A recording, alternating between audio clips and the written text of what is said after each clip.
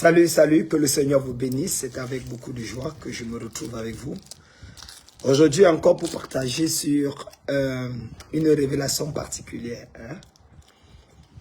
On va parler des petits chocolats.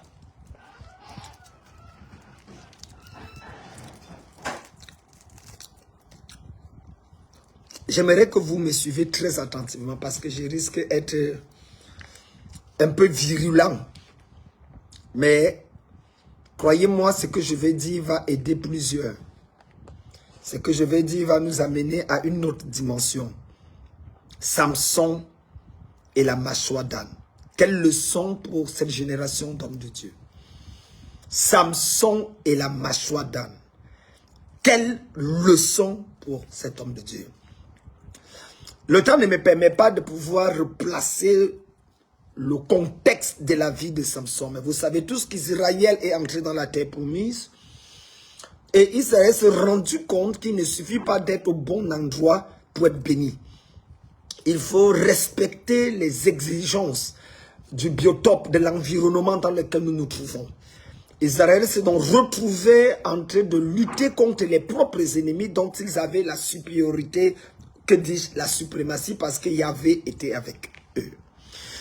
Israël se positionne dans un moment où Dieu, la terre promise que Dieu leur avait au travers d'Abraham accordée, au travers de l'alliance d'Abraham, se retrouve en train de combattre contre les Madianites, contre les Philistins, contre plusieurs autres nations qu'ils étaient supposés chasser. Face à cela, Dieu va, et puis la mort de Josué, malheureusement pour Josué, ses fils ne sont pas en mesure de porter.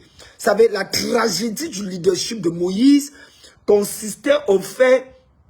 Oh non, laissons Moïse. La tragédie du leadership de Josué était dans le fait de ne pas trouver un successeur, de ne pas retransmettre tout ce qui concerne les vertus, la grâce, le potentiel.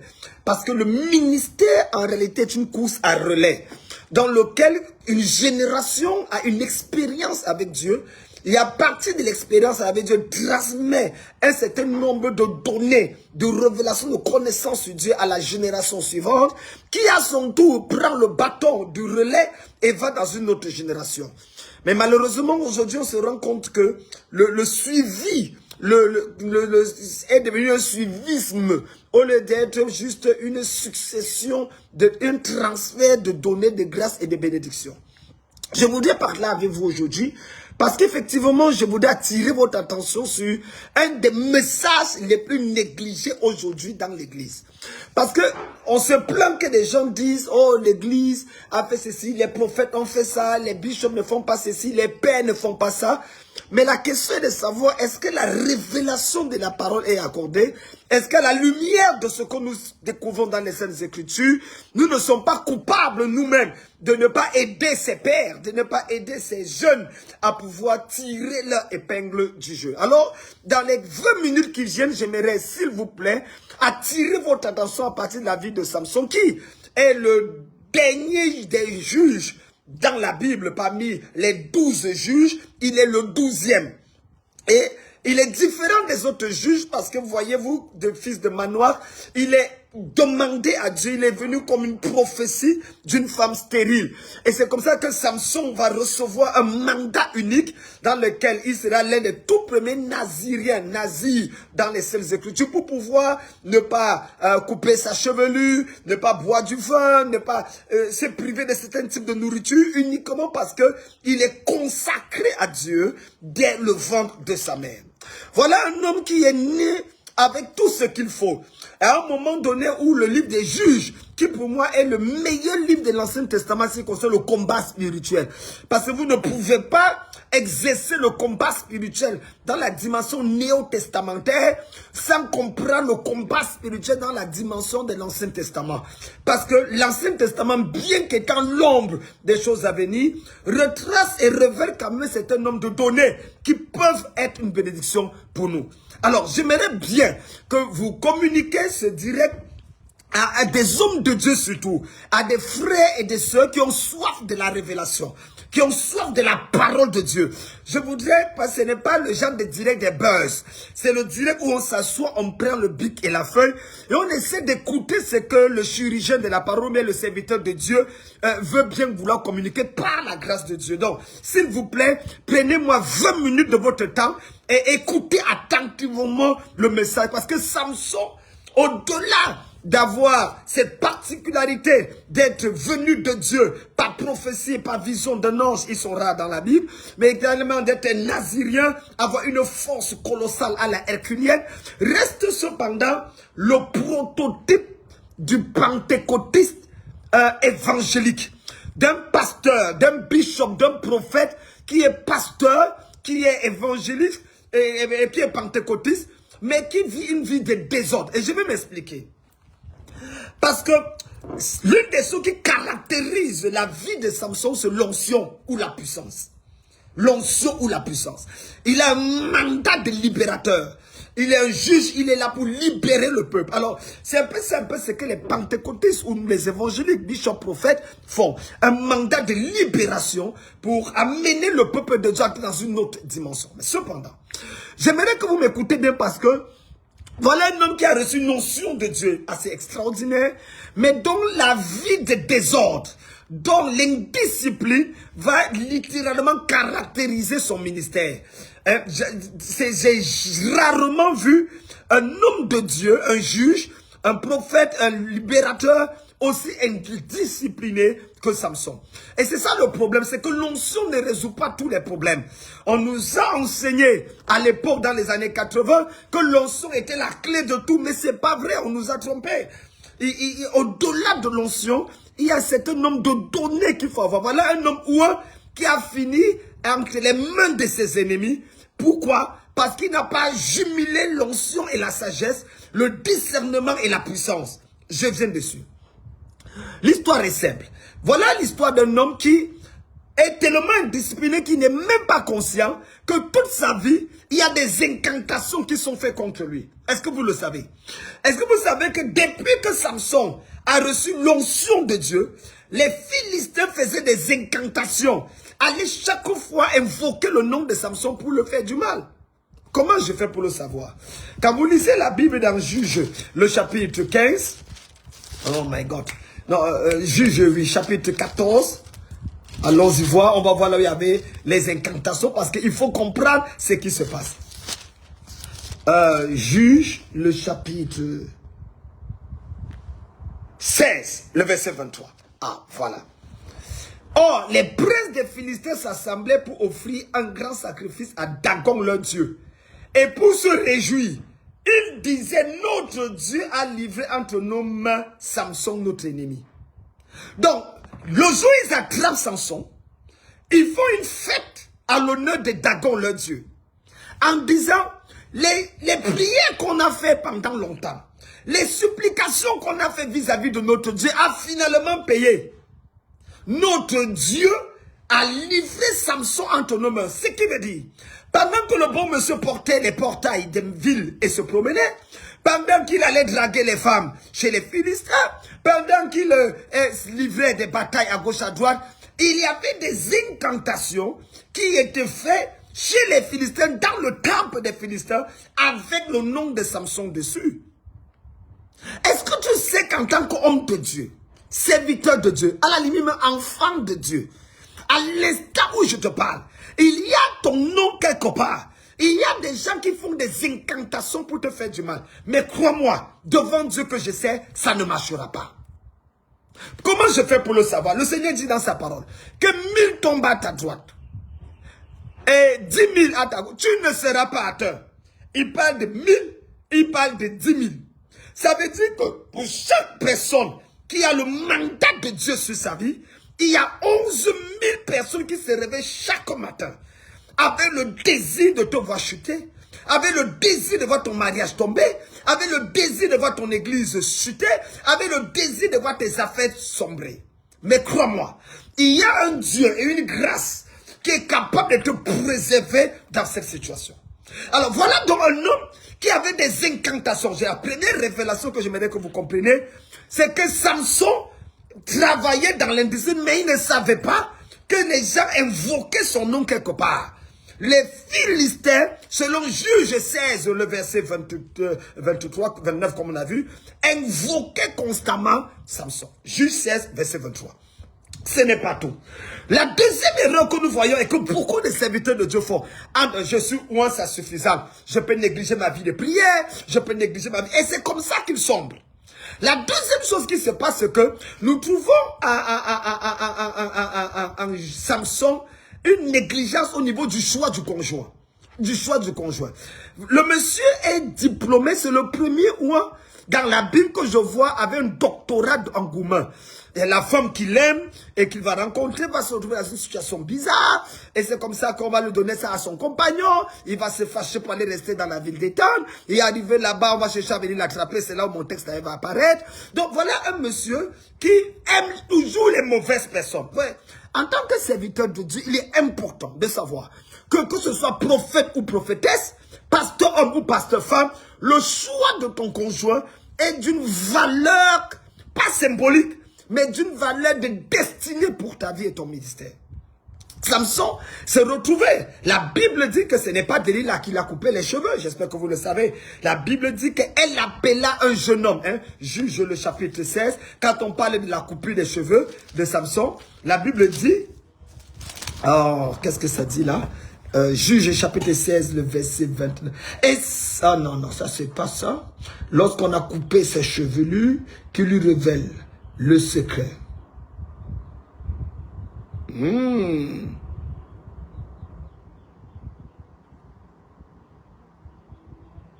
Elle endormit sur ses genoux, ayant appelé un homme, elle rasa les 7 têtes de la tête de Samson et commençait ainsi à le dompter et il perdit sa force.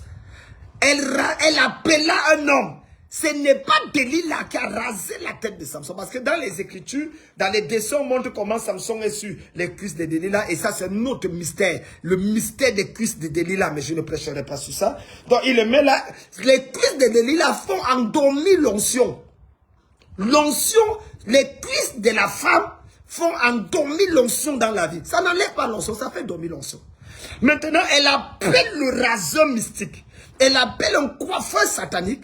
C'est lui qui vient maintenant enlever les tresses, raser Samson. Donc, il faut comprendre que quand il y a un désordre, quand tu vois ton épouse, ton conjoint, commence à être un obstacle pour ta vie, à être un blocage pour ta destinée, il y a quelqu'un derrière qui a le rasoir, qui est en train de lui parler. Elle parle avec un raseur mystique. C'est ce qui s'est passé avec Adam et Ève. Quand Adam a laissé Ève, Ève a parlé avec le serpent. Quand Ève a parlé avec le serpent, ce qui est venu par la suite, c'était quoi? C'était simple. Et puis, ils ont mangé la pomme et ils ont été chassés du jardin. J'espère qu'on se comprend. Donc, nous voyons au travers de ce texte, c'est pas tout. L'histoire de Samson également nous enseigne, et c'est là où je vais arriver tout à l'heure, parce que j'ai 6 révélations à vous donner. L'histoire de Samson nous révèle également quelque chose de bizarre. Ça nous révèle qu'on peut perdre Dieu sans le savoir. On peut perdre Dieu sans le savoir. Vous savez, ce n'est pas la manifestation de l'onction qui nous permet de pouvoir savoir que Dieu est encore avec nous. Non, ne vous trompez pas. On peut perdre Dieu et penser qu'on est encore avec Dieu. En tant que serviteur de Dieu, on peut perdre Dieu, continuer à parler en langue, continuer à faire des miracles. Regarde, Dieu s'est retiré de Samson, mais il a tué tous les ennemis le même jour. Lorsque Moïse va frapper le rocher, Dieu est fâché contre Moïse et lui dit, tu n'entreras pas dans la terre promise. Mais cependant, l'eau est sortie du rocher. Et le peuple a bu. Est-ce que ce que Moïse avait fait, Dieu était d'accord? Non. À cause de ça, Dieu s'était retiré. Mais cependant, le miracle s'est produit. Donc, nous sommes avec une génération de pasteurs qui me font pitié. Une génération de pasteurs qui définissent l'onction sur la base des miracles. La puissance et la profondeur d'un homme de Dieu est déterminée par les miracles, les signes et les prodiges. Mais c'est faux. L'une des caractéristiques essentielles des faux prophètes, c'est leur capacité à produire des miracles, à avoir des foules, à rassembler des hommes. Ce n'est pas le rassemblement des foules. Ce n'est pas la multitude de personnes qui établissent l'authenticité d'un ministère. Si tel était le cas, les témoins de Jéhovah seraient de Dieu. C'est l'une des organisations les plus croissantes aujourd'hui. Si c'était le cas, les animistes et tous ces gens seront de Dieu. Mais il faut qu'on arrête de se leurrer. Il faut qu'on arrive à une dimension parce que je sens mon onction bousculé. L'authenticité d'un homme de Dieu, d'un prophète, réside dans sa capacité à ressortir la révélation de la parole de Dieu afin de pousser le peuple de Dieu à se détourner de ses mauvaises voies et à se concentrer sur Dieu.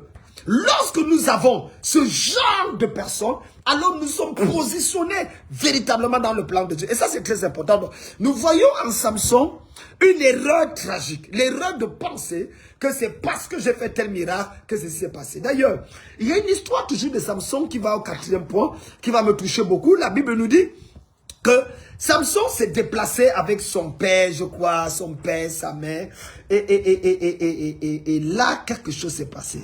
Le moment où Samson a tué le lion, hein, je ne sais pas si vous vous rappelez, toujours dans Juge, le chapitre 14, il dit Samson, le verset 5, Samson descendit avec son père et sa mère à Timna. Lorsqu'ils arrivaient aux vignes de Timna, voici un jeune lion rugissant vint à sa rencontre. Numéro 1. Le jeune lion, Samson était avec son père et sa mère. Ensemble, ils se déplaçaient. Écoutez-moi très bien. Le jeune homme n'est pas venu à leur rencontre. Ils sont 3. Mais le jeune lion est venu à sa rencontre. Le lion ne cherchait pas les parents de Samson. Le lion cherchait Samson. Ouh. Voilà 3 personnes qui se déplacent pour aller à Timna. Un lion vient à la rencontre d'une seule personne. Et il lui dit, et c'est clair, Samson va tuer le lion. Et ce qui est paradoxal dans l'histoire, il faut lire le contexte encore. La Bible dit, Samson ne va pas dire à ses parents qu'il a tué le lion. Comment on peut être ensemble, le lion vient m'attaquer? Pourquoi il ne nous attaque pas? Et numéro 2, je tue le lion et vous n'êtes pas au courant. Les parents de Samson n'ont pas aidé Samson à tuer le lion. Maintenant, quand vous lisez toujours le même chapitre, à la suite des versets, la Bible dit Samson va repasser par là pour aller à Timna. Et il va trouver dans le cadavre du lion du miel. De ce qui mange est sorti ce qui se mange. Et du fort est sorti le dos. Partagez s'il vous plaît, partagez le direct. Je suis en train de vous amener quelque part. Et c'est ainsi que Samson va, qu'est-ce qu'il va faire? Il va prendre le miel, il va manger, ça va ranimer son esprit. Et il va donner à ses parents qui vont manger. Les parents n'ont pas participé à tuer le lion, mais les parents vont manger le miel. Sans savoir d'où vient le miel. Oh my God, my God, my God. Aïe, aïe, aïe, aïe, aïe, aïe. Ça, c'est une autre révélation. Ton père spirituel ou tes parents ne sont pas obligés de livrer les batailles que tu lis pour bénéficier de la récompense que tu as. Est-ce que tu comprends ce que je veux dire? Est-ce que le message est positif là? Il faut arriver à un niveau dans la vie où tu dois comprendre que le lion t'attaque parce qu'il y a un appel sur ta vie. Les batailles que tu as, les problèmes que tu as, c'est parce qu'il y a quelque chose de spécial en toi. Tu es unique. Et c'est la raison pour laquelle certaines personnes n'ont pas les challenges que tu as. Simplement parce que l'ennemi sait que derrière eux, il n'y a aucune destinée. Il n'y a aucune prophétie sur leur vie. Il n'y a aucun mandat sur leur destinée. C'est pour ça qu'il ne les attaque pas. Mais il va t'attaquer de manière spéciale, combattre chacune des choses que tu veux faire, parce qu'il sait que tu es libérateur de ta génération. Parce qu'il sait que tu es l'espoir de ta famille. Parce qu'il sait que tu es le manteau et le mandat de Dieu pour une autre génération. Alors si tu comprends ça, alors je peux aller au 5e et avant-dernier point. C'est ça où ça va te toucher. La Bible nous dit que donc, il arrive à un niveau où Samson, et ça me touche beaucoup parce que Nous vivons un temps dans lequel l'église semble rater quelque chose. Samson va faire quoi? Le passage que nous nous dit, c'est l'histoire de Samson et la mâchoire d'âne. Allons-y rapidement là-dedans.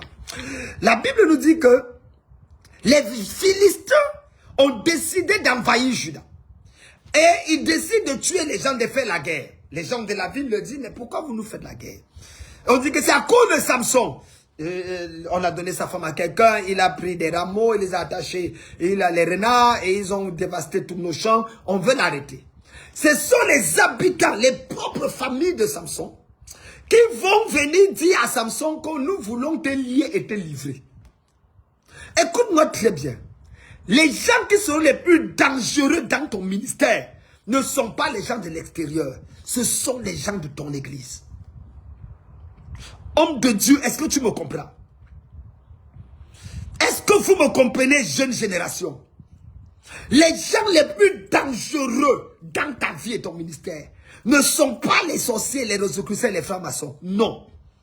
Ce sont les gens que tu as nourris, que tu as bénis, que tu as bâti, que tu as formé, que tu as établi, que tu as ordonné, que tu as mandaté, que tu as préparé et que tu as disposé. Ce sont eux qui seront les premières personnes à se lever contre toi pour gâter ta vie. Crois-moi. C'est eux qui disent qu'ils veulent lier leur libérateur. L'église aujourd'hui souffre parce que nous passons le temps à livrer nos libérateurs, à exposer nos libérateurs, à détruire nos libérateurs. Ça doit s'arrêter. Ça doit s'arrêter parce que c'est l'église évangélique et pentecôtiste est la seule église où on détruit. Pourquoi cette situation? Il faut un moment que ça s'arrête. Alors il dit, ils vont descendre, ils vont essayer de livrer les libérateurs parce qu'ils sont incompris. Le verset 12 est intéressant parce que ce qui est intéressant, c'est que il va dire, ils vont attacher Samson, mais quand l'Esprit de Dieu va descendre sur Samson, les liens vont se briser. Moi, j'ai un problème. J'ai un problème avec l'Esprit de Dieu qui descend dans les églises aujourd'hui et les gens sont encore attachés. Mais lisez la Bible, verset 14. La Bible dit, et l'Esprit de Dieu descendit sur Samson et les chaînes tombaient.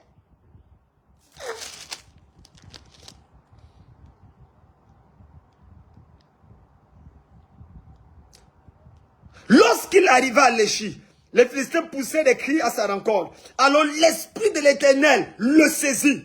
Les cordes qu'il avait au bras devinrent comme des fins du lin brûlé par le feu. Et ses liens tombaient de ses mains. La vraie délivrance est une délivrance numérique. C'est une délivrance automatique. Ça ne vient pas la descente de l'Esprit de Dieu. Ce n'est pas sors, je ne sors pas. Tu vas sortir, je ne sors pas. Faya, tanda. Non, non, non, non, non. Ce n'est pas je prends le piment, je chope le piment, je mets dans le nez du démon, je mets dans la bouche, je purge Satan qui sort de ta vie. Arrêtez ça. Arrêtez ça, c'est du fétichisme chrétien. La vraie délivrance, c'est la descente de l'Esprit de Dieu, saisissant un homme ou une femme et brisant ses liens de manière automatique. L'Esprit de Dieu ne peut pas te saisir et les liens sont encore dans ta vie. Mais ce n'est pas possible. Quand l'Esprit descend, le jour explose. Mais ça explose. Et c'est ça qui sera intéressant. La Bible dit quand l'Esprit de Dieu va descendre, et ce qui est intéressant, c'est que la Bible dit qu'il va prendre une mâchoire d'âne. Et avec la mâchoire d'âne, il va tuer 1000 Philistins. Ne ratez, partagez, voici la révélation. Partagez cette révélation. Hey! Il va prendre la mâchoire d'âne. Et avec la mâchoire d'âne, il va tuer 1000 Philistins. Je suis resté comme ça, j'ai dit, ah Seigneur, quelle est la révélation qu'il y a dans ce passage? La révélation n'est pas dans le fait qu'il a tué 1000 Philistins avec une mâchoire d'âne. Parce que le temps ne me permet pas de vous parler des accords que l'âne a eu avec Dieu pendant des années. Depuis le livre d'Exode, où Dieu semble avoir un problème avec l'âne. Comment l'âne a négocié avec Dieu, avec un nombre, avec Balaam et Balak. Et comment l'âne est devenu un instrument de délivrance d'un juge. Plus tard, pour devenir ce que j'appelle une prophétie de Zacharie 9, verset 9, dans lequel le roi de Sion vit assis sur le petit nanon, qui avait établi le fait que tous les rois, David, Salomon, pour être entrés dans la royauté, devaient monter sur un nanon, sur un cheval. Quels sont les accords que l'âne avait eu avec la divinité? Le temps ne me permet pas de parler ça. Et c'est pour ça que Jésus, pour entrer à Jérusalem, doit demander qu'on libère l'âne. Il y avait des animaux qui étaient libérés, mais l'âne était attaché. Il dit, peu importe le fait qu'il soit attaché, le Seigneur en a besoin. Pourquoi le Seigneur en a besoin? Pour la simple raison qu'il y a un accord, une alliance qui avait été établie avec l'âne depuis nombre, disant à Dieu, je protège ton prophète. Il ne peut pas maudire ton peuple, à condition que la sentence que tu as placée sur moi, selon laquelle aucun petit d'un âne ne sera racheté, soit relevé, et que plus tard, quand tu enverras ton fils sur la terre, que ce soit sur ma descendance, qu'il monte à Jérusalem et qu'on le célèbre. D'accord, je suis d'accord de ne pas entrer devant Israël avec le prophète Balaam, mais à condition que plus tard, quand ton fils va vouloir, le plus grand des prophètes, ton fils, va vouloir entrer dans les Écritures, que ce soit sur moi qui puisse entrer. Oh my God.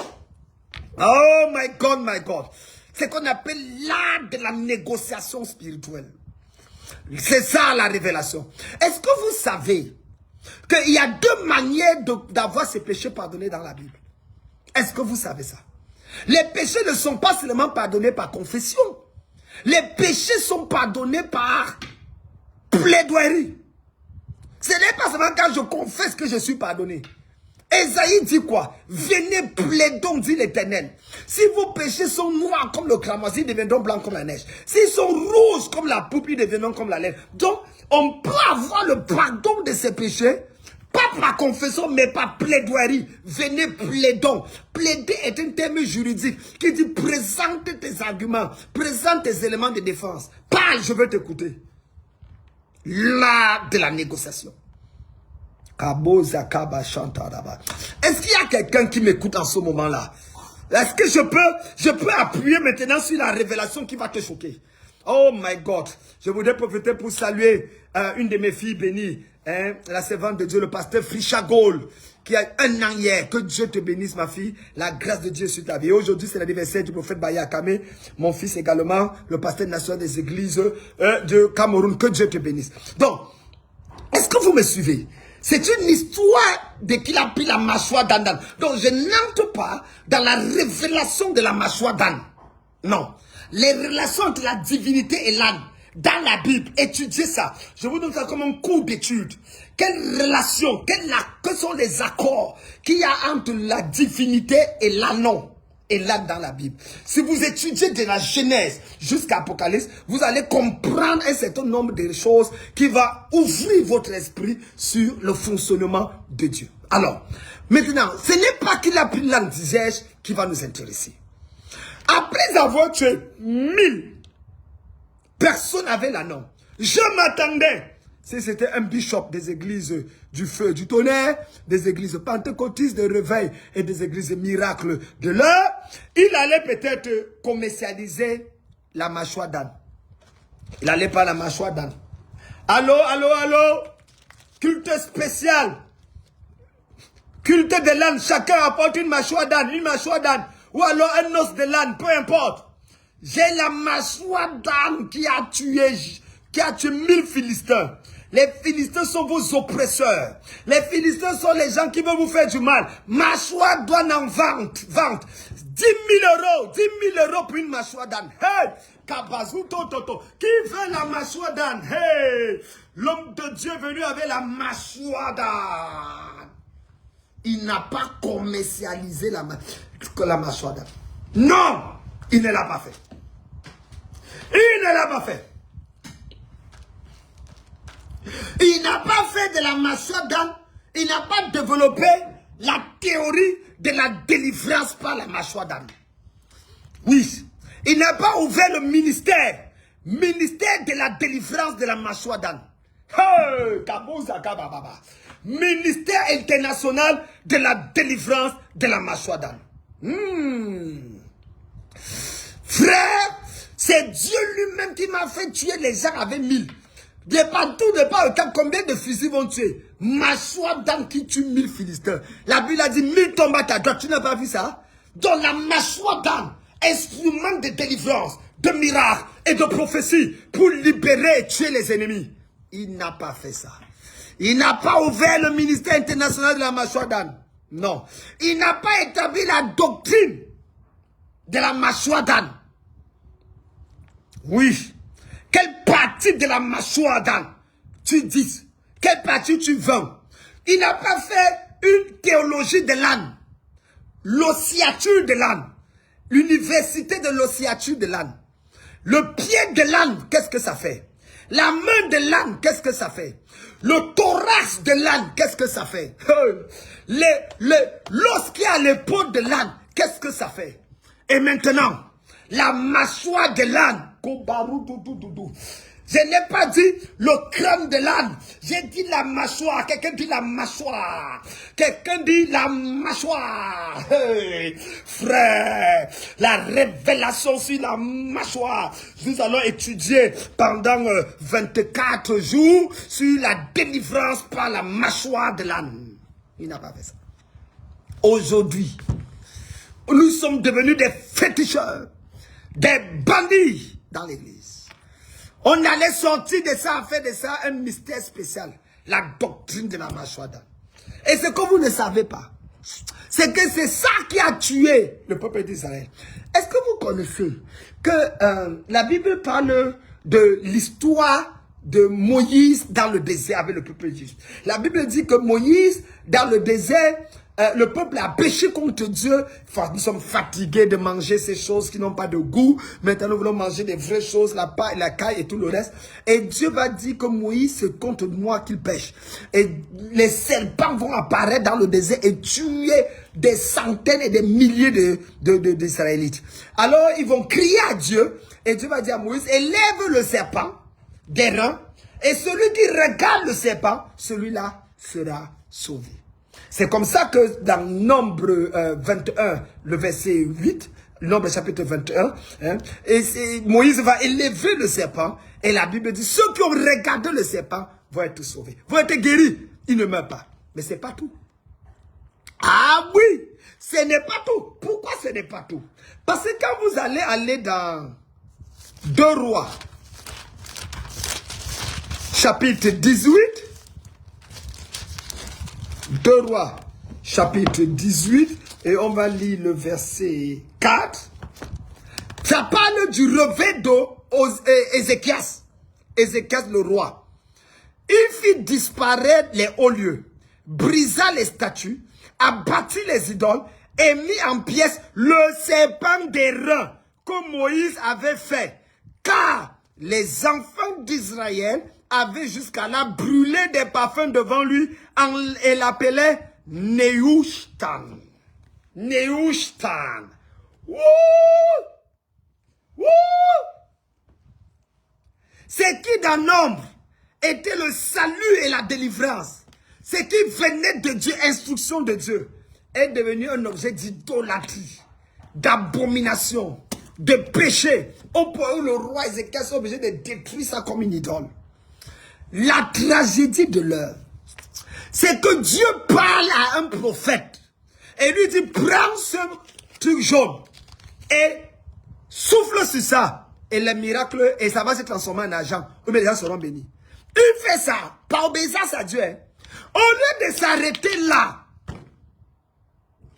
s'arrêter là, il commence à utiliser chaque dimanche, chaque mois. Et après, il écrit un livre sur le papier jaune qui soufflait apporte le miracle. Et c'est pas tout. Il écrit un livre, il fait une doctrine. Et ceux qui n'utilisent pas le papier jaune deviennent des catastrophes et deviennent des ennemis de la révélation. Mais c'est ça l'idolâtrie. Ce n'est pas parce que Dieu t'a dit de faire quelque chose que ça doit être fait constamment. À toi, Dieu dit de ne pas porter les boucles d'oreilles.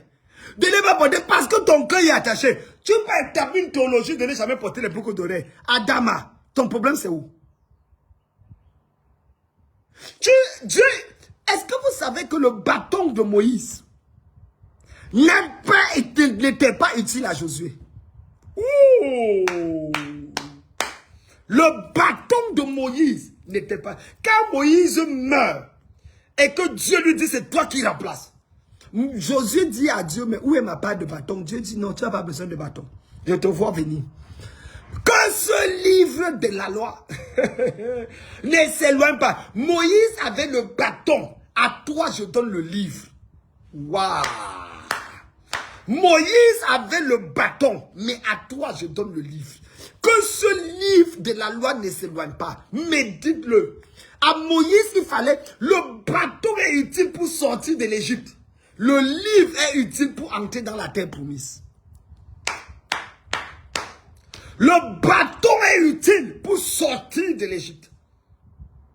Mais le livre est utile pour entrer dans la terre promise. C'est ça la révélation. La révélation, c'est qu'il ne faut pas utiliser une révélation que Dieu t'a dit dans un contexte particulier et faire de ça une doctrine. La doctrine du foulard, la doctrine de l'habillement, la doctrine de ci et de ça. Arrêtez ça. Et c'est ça qui fait en sorte que nous avons les pasteurs qui vendent le gaz, vendent de l'huile, vendent de l'eau, vendent les habits. Non, je crois au manteau. Je crois à l'onction d'huile. Je crois à l'eau bénie. Je crois à tout ça. Mes frères, ne faisons pas de ça la sorcellerie. Ne faisons pas de ça la sorcellerie. Le bâton, le serpent des reins, que Moïse, dans Nombre chapitre 21, a fait par l'instruction directe même de Dieu. Dans 2 Rois 18, est devenu quoi? Est devenu un piège d'achoppement. Une idole pour eux. Est-ce que ce n'était pas Dieu qui avait dit ça? C'était Dieu. Est-ce que ce n'était pas Dieu? Mais c'était Dieu. Mais pourquoi Dieu peut dire et ça devient une idole? Parce que la révélation d'hier devient la religion d'aujourd'hui. La révélation d'hier devient la tradition d'aujourd'hui. Je reprends.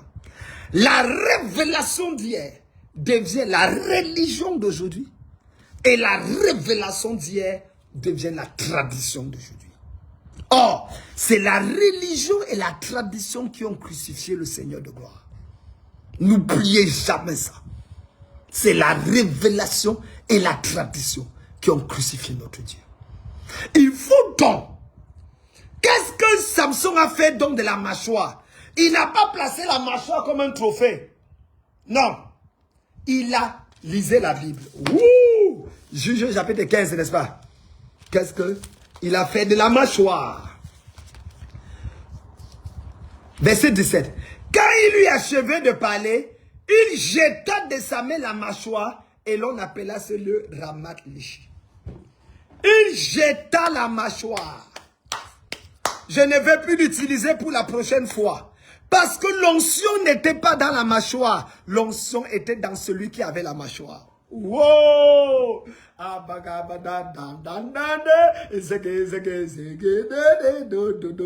L'onction n'était pas dans la mâchoire. L'onction était dans la main de celui qui tenait la mâchoire. Je sens que ça a de libérer quelqu'un. L'onction n'était pas dans la mâchoire. L'onction était dans la vie de celui qui avait la mâchoire. Et je vais te le prouver. Je vais te le prouver. Nous avons un cas. Élisée, c'était Élie ou Élie. Élisée se retrouve dans la maison d'une femme. Et la femme n'a pas d'enfant. Géhazi lui dit que cette femme n'a pas d'enfant. Et Élisée va prier et la femme va tomber enceinte. À cette heure l'année prochaine, selon la prophétie. L'enfant grandit et l'enfant tombe malade. L'enfant meurt. Aïe, j'ai mal à la tête et meurt. Elle pas mettre de là rien. Elle dit que à son mari, tout va bien. Je vais aller voir le prophète. Pendant qu'elle est sur la route, on la voit venir et Élisée dit que la femme là que tu as dit, là voilà qui vient. Écoutez bien la révélation. Élisée donne son bâton à Géhazi. Va appliquer sur l'enfant. Et l'enfant va guérir. Géhazi prend le bâton d'Élisée. Il va placer sur l'enfant, mais aucun signe, aucun miracle, aucune résurrection. Est-ce que le bâton là La question n'est pas le bâton. La question n'est pas le manteau. La question c'est qui tient le bâton, qui tient le manteau. Comment est la vie de la personne qui tient le bâton? L'onction n'est pas là-dedans. Parce qu'il y a ce qu'on appelle les isolants spirituels. Il y a les conducteurs spirituels. Les isolants spirituels sont des personnes que, en réalité, peu importe l'onction qu'il y a dans l'atmosphère, quand ça traverse par lui, ça meurt. Mais lorsque les conducteurs spirituels sont présents, l'onction qui est là, ça se retransmet et ça véhicule. Méfie-toi d'avoir des amis isolants spirituels. Ne t'assois pas à l'église à côté des isolants spirituels. Oui. Quelle leçon apprendre à cette génération? Ce n'est pas dans les manteaux, ce n'est pas dans les bâtons qu'il y a l'onction. Arrêtez dans les conférences porter les choses des gens. L'onction se développe par sa vie. Es-tu un isolant ou un conducteur spirituel? C'est ça la question. Que Dieu vous bénisse. C'était le bishop Dinodo Kamdemnonga, général. D'ailleurs, je suis à Cotonou cette semaine pour une croisade dangereuse au niveau de Calavi. Je vous invite à venir nombreux. Nous allons choquer qui se cache derrière mon problème. C'est la révélation. S'il te plaît, si tu es à Cotonou au Bénin, tu connais quelqu'un à Cotonou au Bénin, invite-le à cette croisade. Je vais à Cotonou au Bénin pour un programme inédit à la cité d'excellence de Calavi. Mission bénie de l'Éternel. Ne manque pas à ce programme. Encore une fois de plus, que Dieu te bénisse. Que Dieu bénisse tous, chacun d'entre vous. Et n'oubliez pas, tous les dimanches, ici à Abidjan, nous avons la grande conférence du 30 octobre au 3 novembre. La grande conférence, le camp meeting. Il y a une prophétie sur ma vie. Avec le prophète Emmanuel Zoma, avec le prophète Dedis du Ghana, Zoma du Gabon, avec le prophète Constant, avec les prophètes. Enfin, ils sont nombreux. Nous avons 4 nations qui seront représentées à ce moment inédit. Je vous invite, réservez du 30 octobre au 3 novembre à Abidjan, camp meeting. Le thème, il y a une prophétie sur ma vie. C'est le temps de révélation de la parole. Que Dieu vous bénisse.